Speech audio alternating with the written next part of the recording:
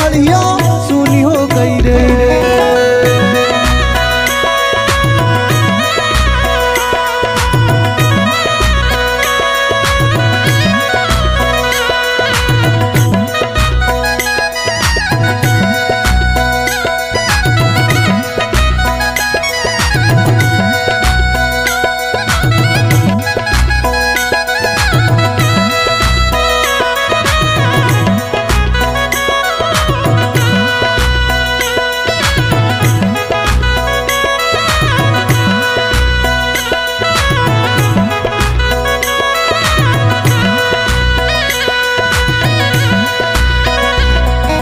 फागुन मास की भैया मावस पर मक धरे जमारे रे भैया पर मक धरे जमारे।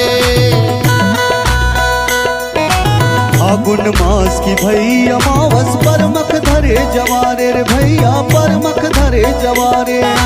दूज तीज से मड़िया माँ के होने लगे जयकारे मड़िया सुनी हो गई रे। उठ गए कलश जवारे मड़िया सुनी हो गई रे।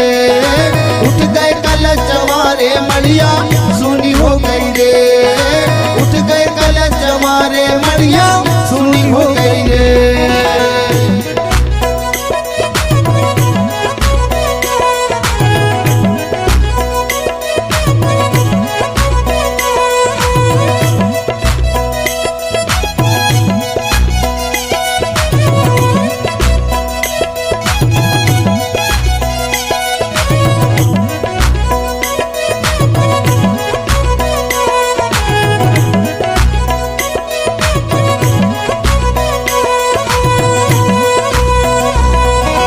चौथी पंचमी लगे भजन में पंडित वेद उचारे रे भैया पंडित वेद उचारे। चौथी पंचमी लगे भजन में पंडित वेद उचारे रे भैया पंडित वेद उचारे। यज्ञ करे माँ तुमरी सुमर खे आसन रतन बिठारे मढ़िया सुनी हो गई रे। उठ गए कलश जवारे मड़िया सुनी हो गई रे। उठ गए कलश जवारे मड़िया सुनी हो गई रे। उठ गए कलश जवारे मड़िया सुनी हो गई रे।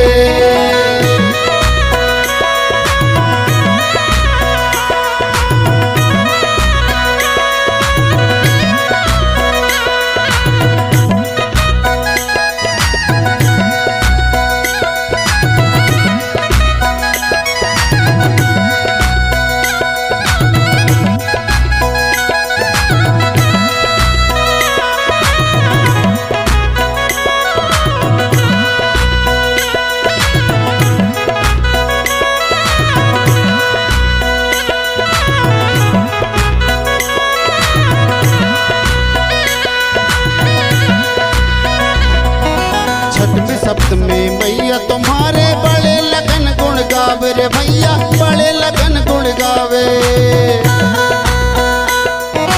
छठवीं सप्तमी मैया तुमरे बड़े लगन गुण गावे रे भैया बड़े लगन गुण गावे। अष्टमी माने मैया झूठे मड़िया खाली दिखावे मड़िया सुनी हो गई रे। उठ गए कलश जवारे मड़िया सुनी हो गई रे। उठ गए कलश जवारे मड़िया सुनी हो गई रे। उठ गए कलश जवारे मड़िया सुनी हो गई रे।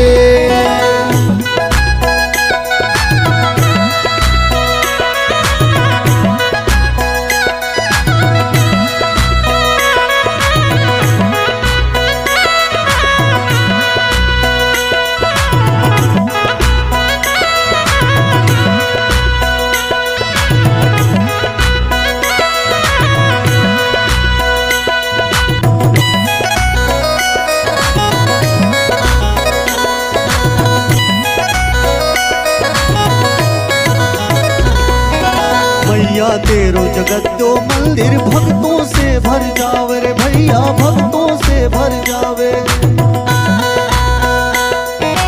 मैया तोरो जगत मंदिर भक्तों से भर जावे भैया भक्तों से भर जावे।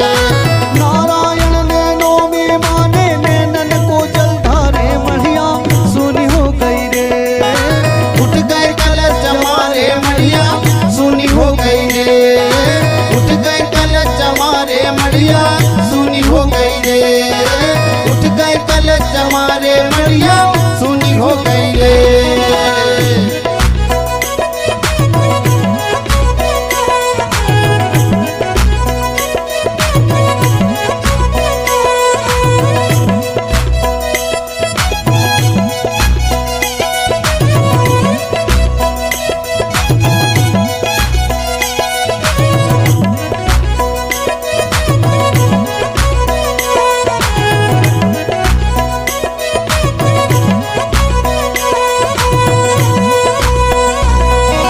है मोनिस दिन बड़े भाव से आवे संस्कारे भैया आवे संस्कारे